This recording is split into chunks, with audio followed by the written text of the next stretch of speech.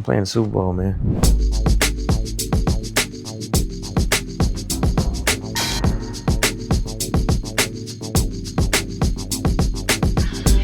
This is Gail Mitchell, Executive Director of R&B and Hip Hop for Billboard magazine, and I couldn't be more thrilled because to my left is the one and only Usher.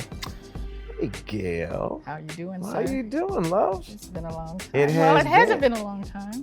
Actually, it's been 3 years. Well, 3 years actually is for everybody else a long time. A long time, yeah, but deja vu. Yeah. Because we were sitting at Caesar's Palace, Yes. I think, inside the theater, and you were rehearsing the first iteration of your residency. So, and look at you now on that stage, Park MGM, and now you're going to be on a global stage. Yeah, very happy Super to have Bowl. been able to have that moment with you. Very happy to have started that. And then 100 shows later, I now play the Super Bowl in Las Vegas. And I'm very, very happy. You look very calm, cool, and collected outside, but inside are you like, because it's a matter of days at this point, right? I'm trying my hardest not to overthink it, but it's literally 12 to 15 minutes if I can manage to impress the entire world over 30 years of a career within 15 minutes. It's a lot, you know. I'm definitely happy that I'm coming off a successful residency and kind of in the rhythm of it overall. Because otherwise, you know, you kind of have to restart and relive the moments. But every day I'm going on that stage from Wednesday, Friday, and Saturday, it reminded me of what my music has meant and how people feel about me and how I feel about it. You know, after years and years of doing this, you can grow tired and just kind of grow frustrated, especially as music changes, the standards of how we count it changes, the standard of what is hot, what's not, the standard of what's cool and what isn't. All of those things can kind of get to your mind and make you even question if you really want to continue to do it.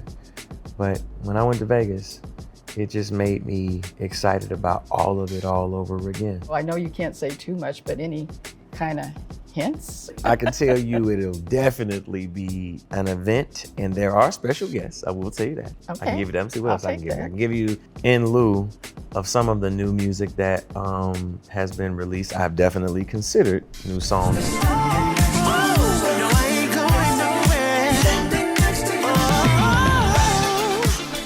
Have you reached out to any prior Super Bowl performers to get some advice or pointers? Or I actually happened to be on a boat not too long ago with Katy Perry. You know, she began to give me some notes. I heard that Rihanna, she stood up for me and said something really incredible. I really appreciated that. I've watched each and every performer who's ever been on it.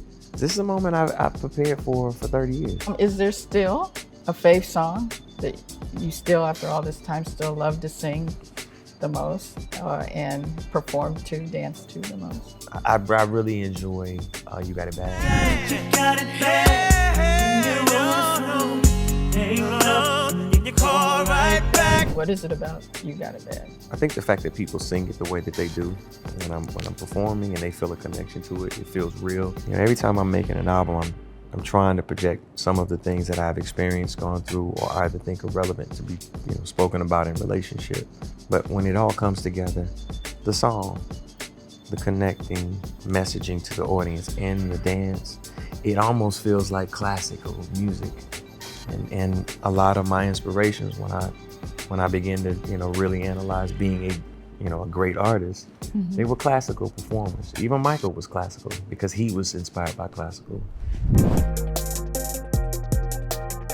So speaking of your residency, does that mean it's tabled for now? It wasn't you. You're very good at being vague. Is the residency, is it gonna come back or is it gone for now, or just what can you say? I'll say this. Hopefully we will continue to have a successful festival in Las Vegas with lovers and friends. That's keeping me there. I have roots there. I really did enjoy my time in Las Vegas.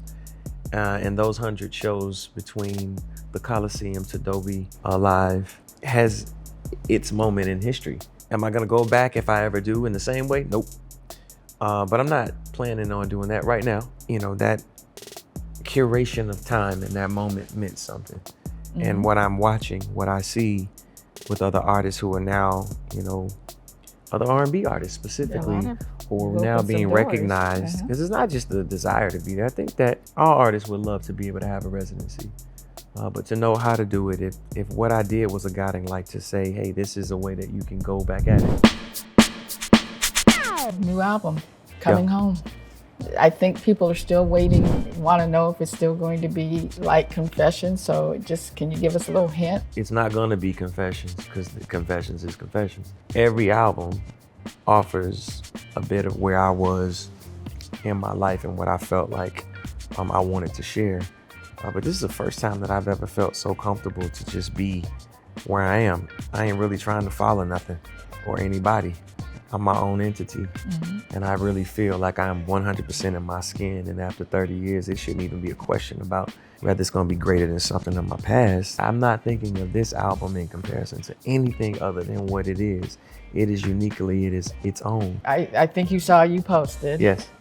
Confessions to Rolling Stone, top R&B song, number 1, 21st century. So go, what you do is I gotta give you part 2 of mine. If I'm gonna tell it. Yeah. 21st.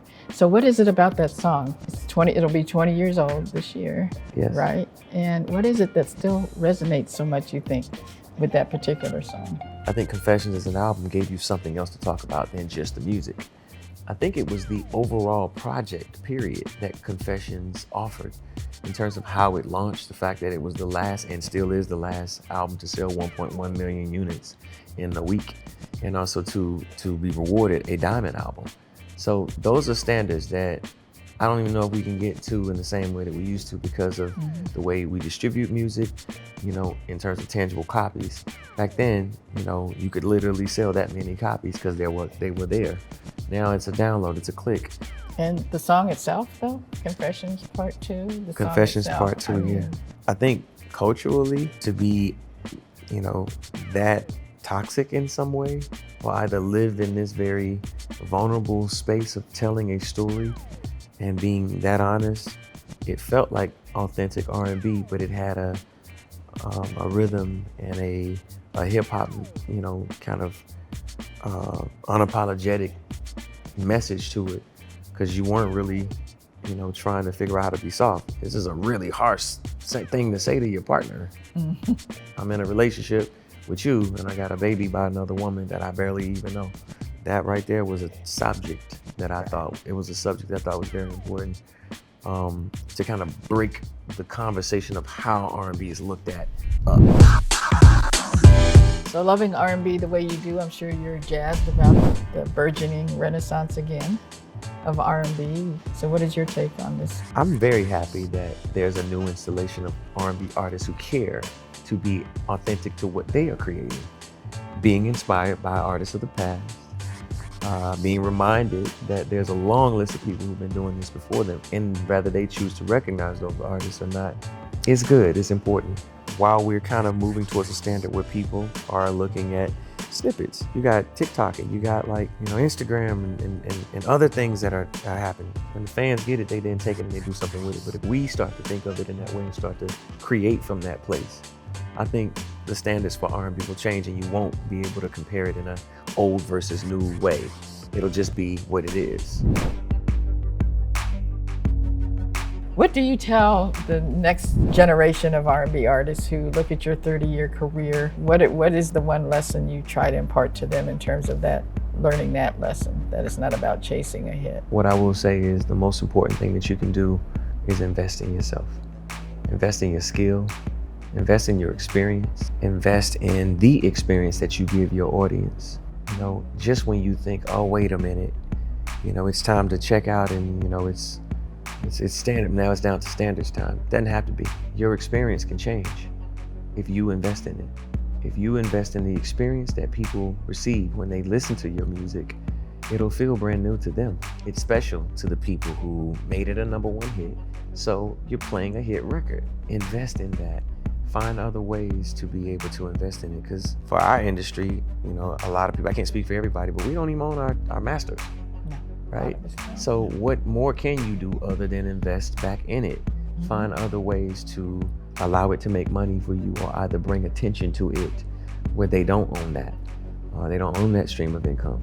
You have to be willing to invest in yourself if you want to sustain. I really do enjoy what I do. And I don't take kind to the fact that people at times have doubted it, but it has definitely been motivating for me to continue to push to be great and to make something that was great and surround myself around people who don't just want to see what I saw or what they saw, that they are invested in what is happening in the future. Looking forward to Feb 11. Me too. Looking forward to Feb 9. Me too. As well. So Yeah. Thank you for sitting here with Billboard. It's good to be back on the covers. Yeah. And great to be in between the sheets.